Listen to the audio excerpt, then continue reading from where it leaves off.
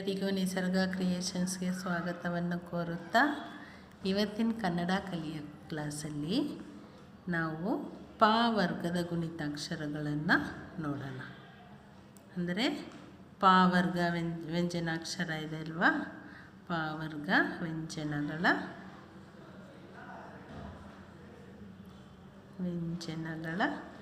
ಗುಣಿತಾಕ್ಷರಗಳು.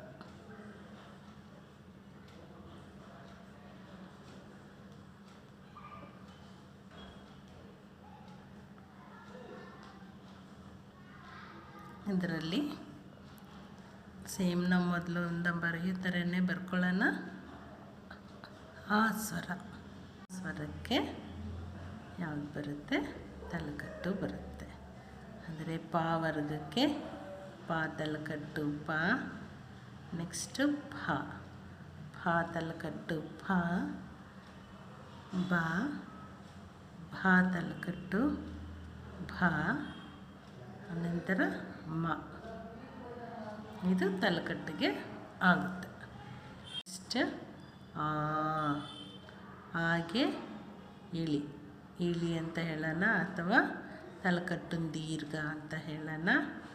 ಪ ದೀರ್ಘ ಪ, ಫ ದೀರ್ಘ ಫ,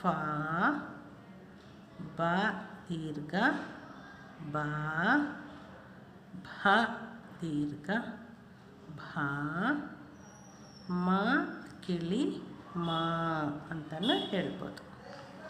ನೆಕ್ಸ್ಟ್ ಈಗೆ ಗುಡಿಸು ಪ ಗುಡಿಸು ಪಿ, ಫ ಗುಡಿಸು ಫಿ, ಬ ಗುಡಿಸು ಬಿ, ಭ ಗುಡಿಸು ಭಿ, ಮ ಗುಡಿಸು ಇಲ್ಲಿ ಕೊಡ್ತೀವಿ ಮ ಗುಡಿಸು ಮಿ. ನೆಕ್ಸ್ಟ್ ಈ ಸ್ವರಕ್ಕೆ ಯಾವುದು ಗುಡಿಸು ದೀರ್ಘ ಬರುತ್ತೆ, ಅದು ಪಿ ಬರೆದು ಪಕ್ಕದಲ್ಲಿ ದೀರ್ಘ ಕೊಡ್ತೀವಿ. ಪ ಗುಡಿಸು ದೀರ್ಘ ಪಿ, ಫ ಗುಡಿಸು ದೀರ್ಘ ಫಿ, ಬ ಗುಡಿಸು ದೀರ್ಘ ಬಿ, ಭ ಗುಡಿಸು ದೀರ್ಘ ಭಿ, ಮ ಗುಡಿಸು ದೀರ್ಘ ಮೀ, ಮ ಗುಡಿಸು ದೀರ್ಘ ಮೀ ಅಂತ ಆಗುತ್ತೆ. ನೆಕ್ಸ್ಟ್ ಸ್ವರ ಊಗೆ ಆರೋ ಮಾರ್ಕನ್ನು ಕೊಡಿ ಅಥವಾ ಈಕ್ವಲನ್ನು ಕೊಡಿ. ಕೊಂಬಿಗೆ ಪ ಬರೆದು ಇಲ್ಲಿ ಹಿಂಗೆ ಕೊಡ್ತೀವಿ. ಪ ಕೊಂಬು ಪು, ನೆಕ್ಸ್ಟ್ ಫ ಕೊಂಬು ಫು, ಬ ಕೊಂಬು ಬು, ಭ ಕೊಂಬು ಭು, ಹೀಗೆ.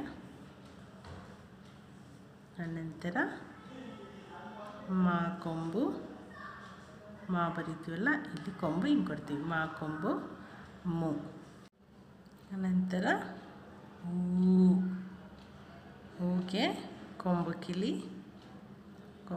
ಬರೆದ್ಬಿಟ್ಟು ಪ ಬರೆದು ಪ ಕೊಂಬು ಕಿಳಿ ಪೂ, ಫ ಬರೆದು ಫ ಕೊಂಬು ಕಿಳಿ ಫೂ, ನೆಕ್ಸ್ಟ್ ಬ ಬರೆದು ಕೊಂಬು ಕಿಳಿ ಬೂ, ನೆಕ್ಸ್ಟ್ ಭ ಬರೆದು ಕೊಂಬು ಕಿಳಿ ಭೂ ಅಂತ ಆಗುತ್ತೆ. ಅನಂತರ ಮ ಬರೆದು ಮಾಗೆ ಕೊಂಬು ಕಿಳಿ ಮೂ ಅಂತ ಆಗುತ್ತೆ. ಇದು ಮ ಆಗುತ್ತೆ, ಇಲ್ಲಿ ಕೊಂಬು ಕಿಳಿ ಹೀಗೆ ಬರಿತೀವಿ, ಮೂ ಅಂತ ಆಗುತ್ತೆ.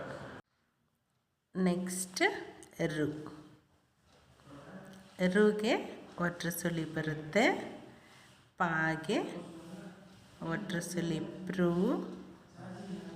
ಫಾಗೆ ಒಟ್ರ ಸುಳಿ ಫ್ರೂ, ಬಾಗೆ ಒಟ್ರ ಸುಳಿ ಬ್ರೂ, ಭಾಗೆ ಒಟ್ರ ಸುಳಿ ಭ್ರೂ, ಮಾಗೆ ಒಟ್ರ ಸುಳಿ ಮೃ ಅಂತ ಆಗುತ್ತೆ. ರು ಆದಮೇಲೆ ಏಗೆ ಏತ್ವ, ಪಾಗೆ ಏತ್ವ ಪೇ, ಫಾಗೆ ಏತ್ವ ಫೇ, ಬಾಗೆ ಏತ್ವ ಬೇ, ಭಾಗೆ ಇಲ್ಲಿ ಏತು ಹಾಕೊಳ್ಳಿ ಭೇ, ಮಾಗೆ ಏತ್ವ ಮೇ ಅಂತ ಆಗುತ್ತೆ. ನೆಕ್ಸ್ಟ್ ಏಗೆ ಏತೊಂದು ದೀರ್ಘ, ಪಾಗೆ ಏತೊಂದು ದೀರ್ಘ ಪೇ, ಫಾಗೆ ಅಂದರೆ ಫೇ ಬರೆದು ಪಕ್ಕದಲ್ಲಿ ದೀರ್ಘ ಹಾಕಿದ್ವಿ ಅಂದರೆ ಫೇ ಅಂತ ಆಗುತ್ತೆ. ನೆಕ್ಸ್ಟ್ ಬಾಗೆ ಏತೊಂದು ದೀರ್ಘ ಬೇ, ಭಾಗೆ ಏತೊಂದು ದೀರ್ಘ ಭೇ. ಇದು ಬಾಗೆ ಏತೊಂದು ದೀರ್ಘ ಬೇ ಅಂದರೆ ಬೇ ಅಂತ ಹೇಳ್ತೀವಿ. ಇದು ಭಾಗೆ ಏತೊಂದು ದೀರ್ಘ ಭೇ ಮತ್ತು ಮಾಗೆ ಇಲ್ಲಿ ಏತ್ವ ಕೊಟ್ಟು ದೀರ್ಘ ಕೊಟ್ಟು ಅಂದರೆ ಮೇ ಅಂತ ಆಗುತ್ತೆ. ನೆಕ್ಸ್ಟ್ ಐಗೆ ಏತ್ವ ಕೊಟ್ಟು ಕೆಳಗಡೆ ಹಿಂಗೆ ಅರ್ಧ 3 ಥರ ಅಂದರೆ ಆಫ್ 3 ಥರ ಬರಿತೀವಿ.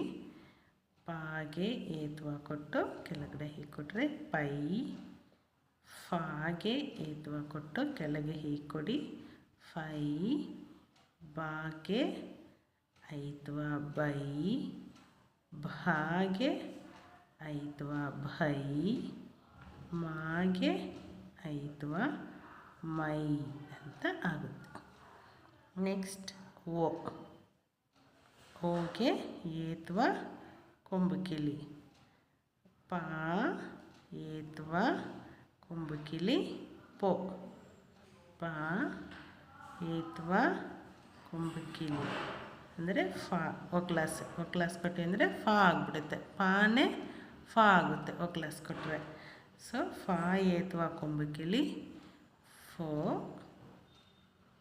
ನೆಕ್ಸ್ಟ್ ಬಾ ಏತ್ವ ಕೊಂಬು ಕಿಲಿ ಬೋ, ಭಾ ಏತ್ವ ಕೊಂಬು ಕಿಲಿ ಭೋ, ಮಾ ಏತ್ವ ಕೊಂಬು ಕಿಲಿ ಮೋ ಅಂತ ಆಗುತ್ತೆ. ನೆಕ್ಸ್ಟ್ ಓಗೆ ಏತ್ವ ಕೊಂಬು ಕಿಲಿ ಕೊಟ್ಟು ಪಕ್ಕದಲ್ಲಿ ದೀರ್ಘ, ಪಾ ಏತ್ವ ಕೊಂಬು ಕಿಲಿ ದೀರ್ಘ ಪೋ, ಫಾ ಏತ್ವ ಕೊಂಬು ಕಿಲಿ ದೀರ್ಘ ಫೋ, ಬಾ ಏತ್ವ ಕೊಂಬು ಕಿಲಿ ದೀರ್ಘ ಬೋ, ಭಾ ಏತ್ವ ಕೊಂಬು ಕಿಲಿ ದೀರ್ಘ ಭೋ, ಮಾ ಏತ್ವ ಕೊಂಬು ಕಿಲಿ ದೀರ್ಘ ಮೋ ಅಂತ ಆಗುತ್ತೆ. ನೆಕ್ಸ್ಟ್ ಓ ಆದಮೇಲೆ ಅವ್ಗೆ ಹೀಗೆ ಕೊಡ್ತೀವಿ ಔತ್ವ, ಪಾಗೆ ಮೇಲ್ಗಡೆ ಹೀಗೆ ಕೊಟ್ವಿ ಅಂದರೆ ಪೌ, ಫಾಗೆ ಔತ್ವ ಫೌ, ಬಾಗೆ ಔತ್ವ ಬೌ, ಭಾಗೆ ಔತ್ವ ಭೌ, ಮಾಗೆ ಇಲ್ಲಿ ಔತ್ವ ಕೊಡ್ತೀವಿ ಮೌ. ಅನಂತರ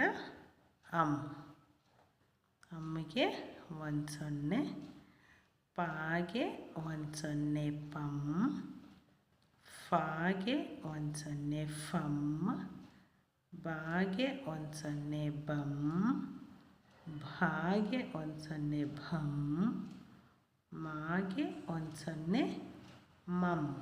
ಮಮ್ ಅಂತಲೂ ಆಗುತ್ತೆ, ಮಂಗ್ ಅಂತಲೂ ಆಗುತ್ತೆ. ಅದು ಪದಗಳ ರಚನೆ ಬಂದಾಗ ಈ 0 ಸಮ್ಟೈಮ್ಸ್ ಉಚ್ಚಾರಣೆ ಚೇಂಜ್ ಆಗುತ್ತೆ. ಪದ ರಚನೆಯಲ್ಲಿ ನೋಡೋಣ. ನೆಕ್ಸ್ಟ್ ಆಹಾಗೆ 2 ಚಿಕ್ಕ ಚಿಕ್ಕ 0 ಅಥವಾ ಡಾಟ್ಸ್ ಫ. ನೆಕ್ಸ್ಟ್ ಫಹ ಹೀಗೆ ಫಹ.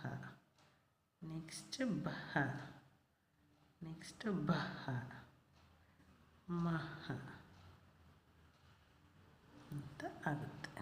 ನೆಕ್ಸ್ಟ್ ಕ್ಲಾಸಲ್ಲಿ ಅವರ್ಗೀಯ ವ್ಯಂಜನಗಳ ಗುಣಿತಾಕ್ಷರಗಳನ್ನು ನೋಡೋಣ.